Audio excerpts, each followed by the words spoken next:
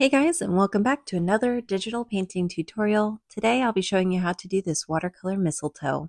This is my channel, Creatively Me with Bree, and you guessed it, I'm Bree. Before we get started, let's go over our canvas information.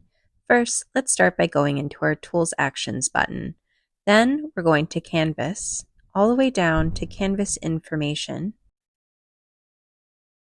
Here is where you'll be able to title your artwork and sign your name if you would like.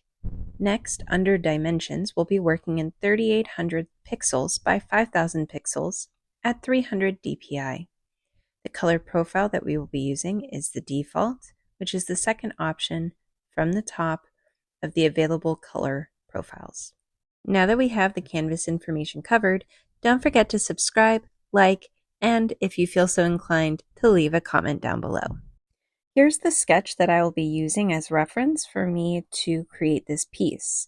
If you would like to download both this sketch as well as the color palette, you can go ahead and head on over to Patreon and sign up for a free membership so you can have access to all of this and more. However, if that's a step that you don't wish to take, I am going to add a fresh layer here, and I'm going to lower the opacity on my original sketch.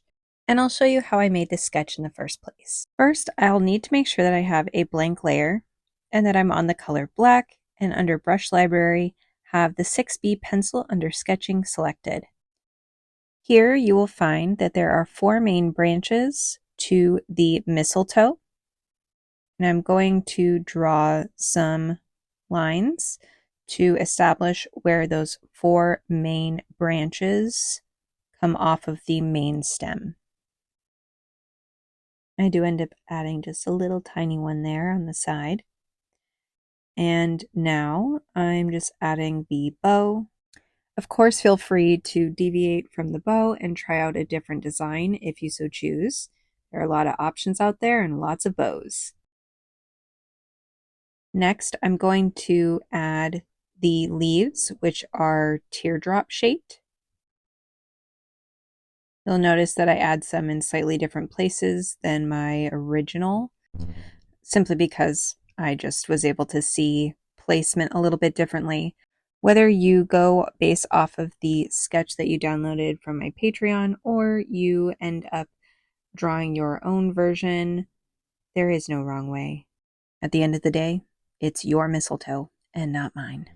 Here I take away the initial sketch so that you can see the sketch that I have done on top of it, and I make some minor adjustments.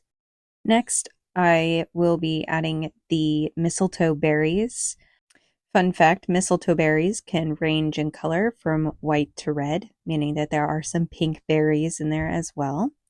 You can, of course, pick whatever color berry you would like. I go with white, but you can go with whatever color speaks to you. Alrighty, and here we have it, the final sketch. I'm not going to use this because I do have the one that I have on Patreon and that I made specific, so I do end up deleting that layer. I just wanted you to have an example of how to create it yourself from scratch. I swipe from right to left so that I can lock this layer, so that way I don't have to worry about accidentally deleting or altering it. Next, I select the plus sign so that I can add a layer, and I select the second green in my color palette. Before we start using that color, let's take a quick detour and do a side quest where I can teach you how to alter the brush that we'll be using. First, we want to head to our brush library, calligraphy, and the brush blotchy. Sliding from right to left, we can duplicate our brush, select that brush, and now we're in the brush studio. Going all the way down to color dynamics, we are going to make some color adjustments. First, I am going to clear the board and select the color green and draw it out a bit so that I can see how the brush is changing and altering as I make adjustments. Under the stamp color jitter, we will not be doing anything, but we will be making adjustments to the stroke color jitter. Adjust the hue to 15% and the secondary color to 45%. Now you can test out the brush, and you can see that it offers us a slight variety of color variation based on those adjustments. Now, if you're using a stylus like the Apple Pen, where you can utilize the color pressure, we will also be making some adjustments here as well. Under hue, we want to put this at 5%, and under secondary color, we will be adjusting to 15%. And now we can test out the brush a little bit more on canvas. Select Done. Once I've tested this brush, I realize I want this, but I also need to duplicate this layer one more time, sliding right to left and selecting duplicate. But I also need a brush that has some more taper to it, so I pull in both of these lines and make the size at max. So now my lines are going to be a little bit thinner and a little bit more precise. Congratulations, the side quest has been completed, and now we can begin painting. Heading back into our colors, we are going to select the darkest green, and the brush currently selected is the second amended brush that we just got finished making, where we altered the tapered effects of the brush.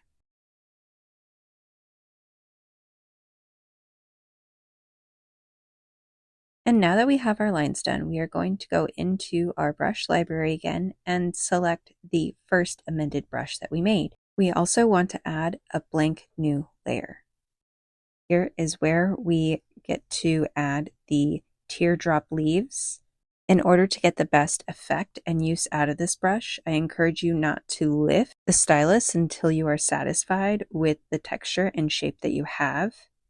And while it may be a bit difficult to tell on this recording the color difference between each leaf, there is a slight variation throughout the piece. And to me, this helps it feel a little bit more authentic to real watercolor, since watercolor tends to have slight variations between each brush stroke and when we drop in various colors on wet paint.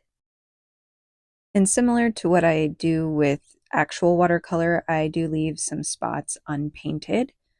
I think this just further helps sort of sell the digital watercolor appearance.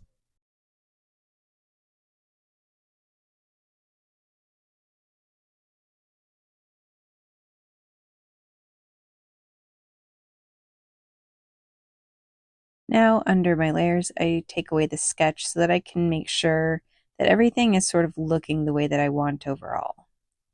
I like it, so I end up combining the branches with the leaves onto one layer. And now I'm going in using the same brush to darken up certain areas where I think the paint would pool the same way that it does with watercolor, like actual watercolor. If you're unsure what that would look like, you can always go and find a reference. But I tend to find that my paint is darker on the stems and where the leaf meets the stem or the branch. So that is where I primarily added darker colors.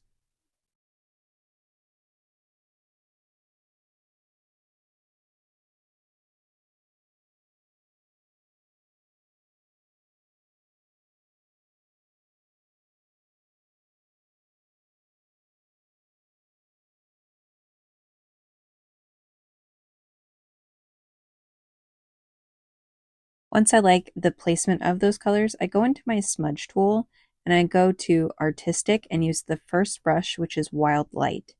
And this I use to help spread around and blend or smudge the color in so it looks a little bit more natural.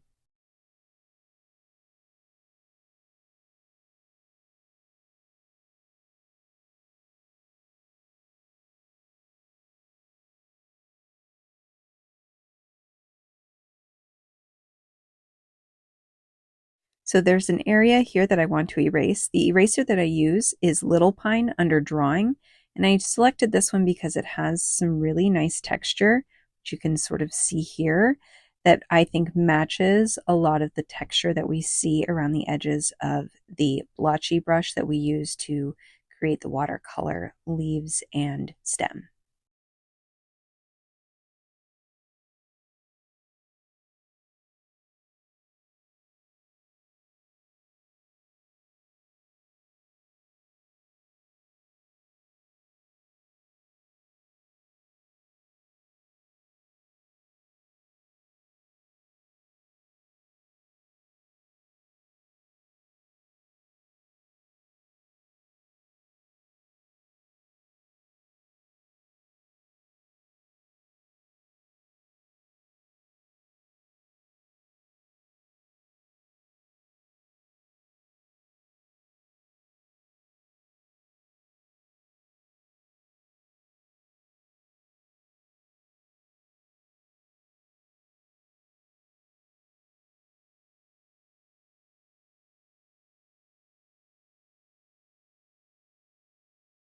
Okay, now that I have everything the way that I would like it, I'm going to add a new layer, use that light pink that's on the canvas. You could use the red, but I wanted to do pink.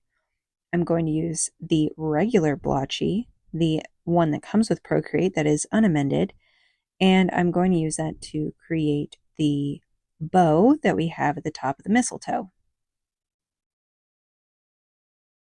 Here I am adding additional layers of that same color to sort of build it up the way that I would with watercolor paint if it were actual watercolor and not digital.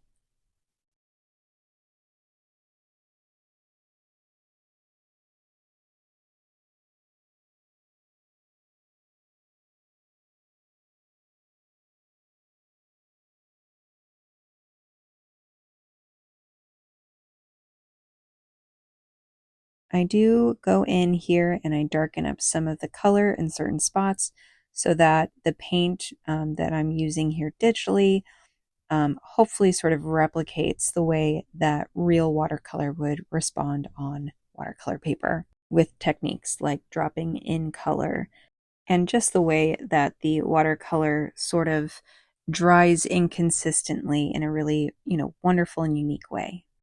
Here I am grabbing the red color and I am building up this area just a little bit to help it stand out some more.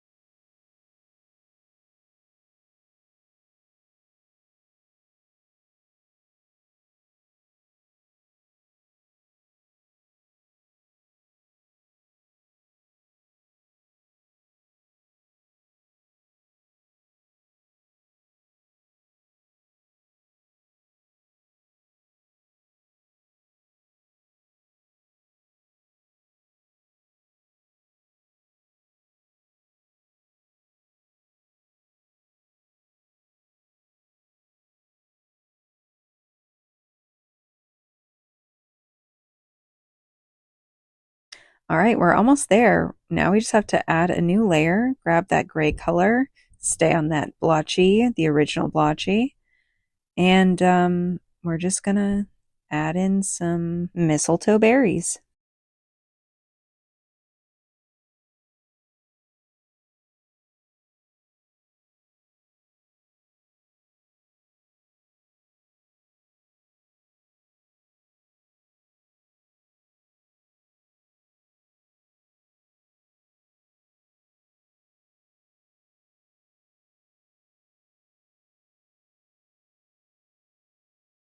Heading back into our layers, I am going to add a new layer on top. I'm going to select the color white, and I'm going to paint that color white on top of the gray just to create sort of a highlight or even mist paint areas on these berries. It's important that you put the white on a separate layer because it won't show up if you keep trying to paint it on the gray layer.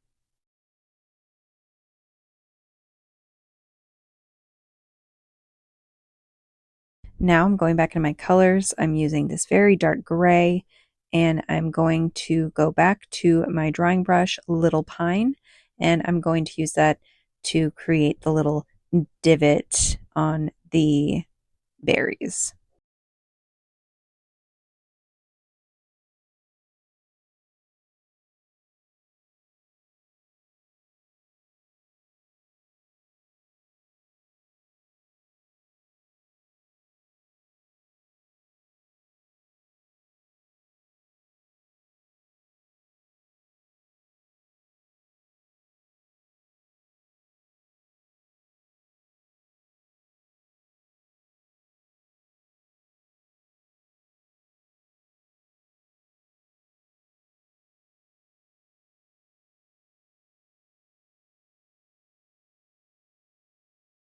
When I'm all finished, I like the way they look. I combine the layers for the berries so that way berries are on one layer together. Next, I'm going to add a layer on top of the green leaves. And I'm going back to my calligraphy blotchy amended brush 2. I'm going to use that to create little stems that connect the berries to the bigger branches of the mistletoe.